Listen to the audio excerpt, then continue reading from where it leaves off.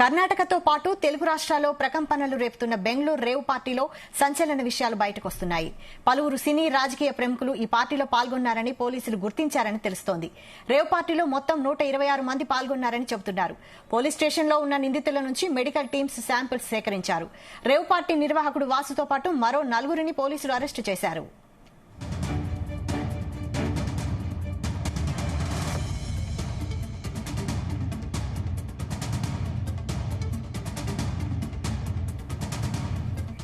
Bengaluru rave పార్టీతో తనకు సంబంధం లేదని తాను హైదరాబాద్ లో ఉన్నానంటూ ఉదయం తెలుగు సినీ నటి హేమ విడుదల చేసిన వీడియో ఫేక్ అని తేలింది. ప్రస్తుతం హేమ కూడా బెంగళూరు పోలీస్ స్టేషన్లోనే ఉన్నారని సమాచారం. తప్పుడు వీడియోతో మిస్లీడ్ చేశారంటూ హేమపై పోలీసులు కేసు నమోదు చేస్తున్నారని తెలుస్తోంది. హేమ హైదరాబాద్ ఫామ్ హౌస్ లో ఉన్నానంటూ విడుదలైన వీడియోను రేవ్ పార్టీ జరిగిన జిఆర్ ఫామ్ హౌస్ లోనే తీశారని పోలీసులు గుర్తించారు. ఇదే అంశంపై ఫుల్ డీటెయిల్స్ మా క్రైమ్ బ్యూరో చీఫ్ రవితేజ అందిస్తారు. రవితేజ, బెంగళూరు రేవ్ పార్టీకి సంబంధించి పోలీసుల ఇన్వెస్టిగేషన్ సాగిస్తా ఉన్నారు. 126 మంది మొత్తం బెంగళూరు రేవ్ పార్టీలో పార్టిసిపేట్ అయి ఉన్నారు. డ్రగ్ ఐటమ్స్ కూడా అక్కడ లభించాయి అనే దానిపై కూడా పోలీసులు దీనిపై విచారణ దర్యాప్తు కొనసాగిస్తా ఉన్నారు. మొత్తం 126 మందిలో 70కి పైగా పురుషులు ఉన్నారు, 35 మంది మహిళలు ఉన్నారు. మిగతా 4-5 రాజకీయ నాయకులు, వారి పర్సనల్ పిఏలు, డ్రైవర్లు, వారి వ్యక్తిగత సిబ్బంది అందరూ కూడా దీంట్లో ఉన్నట్టుగా మొత్తం 126 మంది బెంగళూరు రేవ్ పార్టీలో పార్టిసిపేట్ అయినట్టుగా మాత్రం పోలీసులు గుర్తించి వివరాలను సేకరిస్తా ఉన్నారు. ఉదయం హేమ పేరు తెరపైకి వచ్చిన కథనాలలో హేమ ఫోటోని తన పేరుని ప్రసారం చేసిన తర్వాత తనే స్వయంగా స్పందిస్తూ తన పేరుని తనను అనవసరంగా ఉపయోగిస్తా ఉన్నారంటూ కూడా ఒక వీడియో రిలీజ్ చేసింది. ఆ వీడియో కూడా పట్టుబడ్డటువంటి ఫామ్ హౌస్ లోనే పక్కకు వచ్చి హేమ అందరినీ దృష్టి మళ్లించే విధంగా, పోలీసులను పక్కదో పట్టించే విధంగా మీడియాను కూడా పూర్తి స్థాయిలో పక్కదో పట్టించేటువంటి ప్రయత్నం చేసింది హేమ అనేది కూడా పోలీసులు గుర్తించి హేమ రిలీజ్ చేసినటువంటి వీడియోని బెంగళూరు పోలీసులు పరిగణలోకి తీసుకుని హేమపై మరో 2వ కేసు కూడా నమోదు చేసినట్టుగా తెలుస్తుంది. మొదట ఇల్లీగల్ గా పార్టీలో పార్టిసిపేట్ అయినందుకు, రెండోది పట్టుబడ్డ తర్వాత తన పక్కకెళ్లి అదే ఫామ్ హౌస్ కేంద్రం నుంచి కూడా హేమ రిలీజ్ చేసినటువంటి వీడియోపై పోలీసులు 2వ కేసు నమోదు చేశారు. ఇప్పటికీ ఈ 126 మందికి సంబంధించి వివరాలన్నీ కూడా విడివిడిగా సేకరణ ఇస్తా ఉన్నారు. అదే వీడియోలో అదే పోలికతో ఉన్నటువంటి ఒక వ్యక్తి హీరో శ్రీకాంత్ లాగా కనబడడం చూసి కొందరు నేరుగా శ్రీకాంత్ కూడా ఈ రేవ్ పార్టీలో పట్టుబడ్డాడు అంటూ కూడా ఒక ప్రచారం సాగింది. దానిపైన హీరో శ్రీకాంత్ కూడా స్పందిస్తూ తను రేవ్ పార్టీలకు వెళ్ళేటువంటి వ్యక్తిని కాదని, తను హైదరాబాద్ లో ఉన్నానంటూ కూడా స్వయంగా తన ఇంట్లో నుంచి వచ్చి కారు ఎక్కుతున్నటువంటి వీడియో కూడా తను చిత్రీకరించి ఆ వీడియోను కూడా రిలీజ్ చేయడం జరిగింది. నేను ఎక్కడ కూడా ఇప్పటి వరకు ఎలాంటి రేవ్ పార్టీకి పార్టిసిపేట్ అవ్వలేదు. అక్కడ తనే సేమ్ ఆకారంతో ఉన్నటువంటి ఒక వ్యక్తిని చూసి మీడియా తనే శ్రీకాంత్ అనుకోని దానికి రౌండ్ సర్కిల్ వేసి పదే దాన్ని ప్రసారం చేస్తా ఉంటుంది. అక్కడ ఉన్నటువంటి బ్లాక్ టీ షర్ట్ లో వ్యక్తి నేను కాదని ఒక విషయాన్ని కూడా హీరో శ్రీకాంత్ క్లారిటీ ఇవ్వడం జరిగింది. హేమ కూడా ప్రస్తుతం పోలీస్ స్టేషన్ లోనే ఉంది. పోలీసుల ముందే విచారణ ఎదుర్కొన్నట్టుగా తెలుస్తుంది. హేమ మొబైల్ ని పోలీసులు స్వాధీనపరుచుకొని పరిశీలన చేపడతా ఉన్నారు.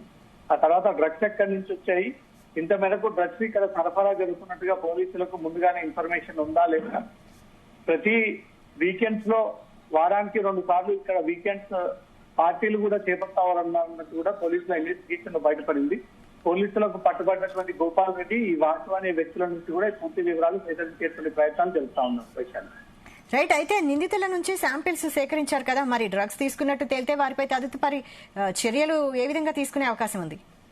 పెద్ద మొత్తంలో నార్కోటిక్ సబ్స్టాన్సెస్ లభించాయి కాబట్టి ఈ పార్టిసిపేట్ అయినటువంటి వ్యక్తులందరూ కూడా డ్రగ్స్ స్వీకరించి ఉండవచ్చు, వీరంతా కూడా డ్రగ్స్ మత్తులోనే ఉండవచ్చు అనేది కూడా పోలీసులు భావించి అక్కడ ఉన్నటువంటి మెడికల్ అధికారులకు సమాచారం ఇవ్వడంతో మెడికల్ రిప్రజెంటేటివ్స్ అంతా కూడా పోలీస్ స్టేషన్ కి చేరుకొని వారి దగ్గర నుంచి బ్లడ్ శాంపుల్స్ ని కూడా సేకరించేటువంటి ప్రయత్నాలు జరుగుతున్నట్టు తెలుస్తుంది. మొత్తం 126 మంది నుంచి కూడా ఈ బ్లడ్ శాంపుల్స్ తీసుకొని ఈ బ్లడ్ శాంపుల్స్ ల్యాబ్ నుంచి రిపోర్ట్ ఇచ్చిన తర్వాత ఏ రకమైనటువంటి డ్రగ్స్ ని మీరు ఉపయోగించారు అనే దానిపై కూడా పోలీసులకు ఒక రిపోర్ట్ అందితే ఖచ్చితంగా దీంతో డ్రగ్స్ కోణంలో కూడా పోలీసులు కేసు నమోదు చేసేటువంటి అవకాశం ఉంది. కొంత నార్కోటిక్ సబ్స్టాన్సెస్ అక్కడ దొరికింది కాబట్టి ఎవరు స్వీకరించారు, ఎవరు తీసుకొచ్చారు, ఎంత తీసుకొచ్చారు, ఎవరెవరు దీంట్లో పార్టిసిపేట్ అయ్యి డ్రగ్స్ ని మీరు స్వీకరించారనే దానిపై కూడా పోలీసులకు ఇప్పటికీ క్లారిటీ లేదు కాబట్టి దానిపైన పూర్తి స్థాయిలో దృష్టి పెట్టి ఆ డ్రగ్స్ స్వీకరించినటువంటి వ్యక్తులను గుర్తించేటువంటి పనిలో బెంగళూరు పోలీసులు ఉన్నట్టుగా తెలుస్తుంది.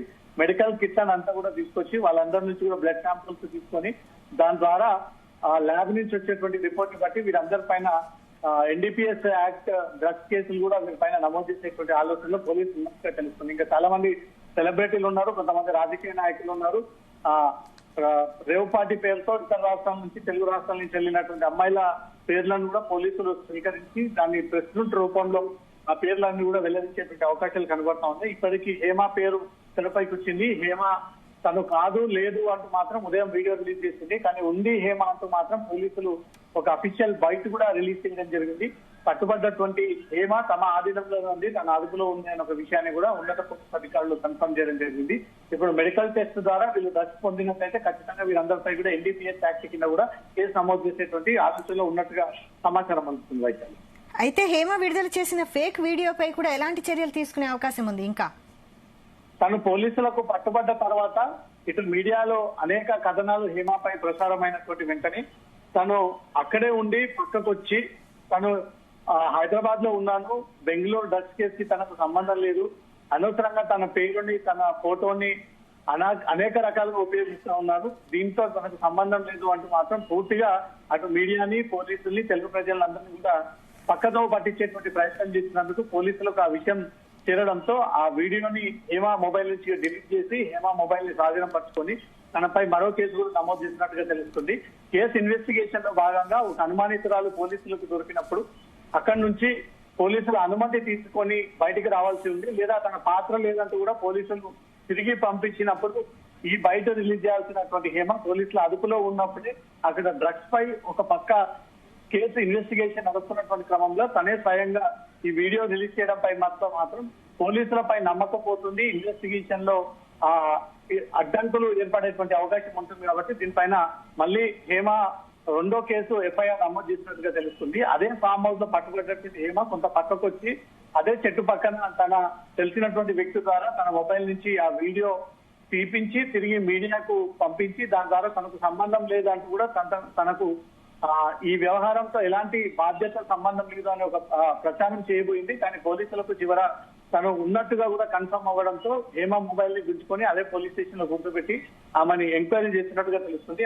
ఆమె నుంచి వివరణ తీసుకొని ఎవరు పిలిస్తే ఈ బెంగళూరు పార్టీకి వచ్చారు, ఎవరెవరు వచ్చారో, దీంట్లో ఇంకా తెలుగు వారు ఎంతమంది ఉన్నారు, రాజకీయ నాయకులు ఎవరెవరు ఉన్నారు, ఎమ్మెల్యే స్వయంగా మీకు ఫోన్ చేసి ఈ పార్టీలో పార్టిసిపేట్ అవ్వమని చెప్పారా, మీకు ఇచ్చినటువంటి రెమ్యూనరేషన్ ఎంత, మీతో పాటు ఇంకా తెలుగు ఇండస్ట్రీ వారు ఎవరెవరు ఉన్నారు అనే దాని దగ్గర హేమ నుంచి ఆ వివరాలు సేకరిస్తున్నట్టుగా సమాచారం అందుతోంది.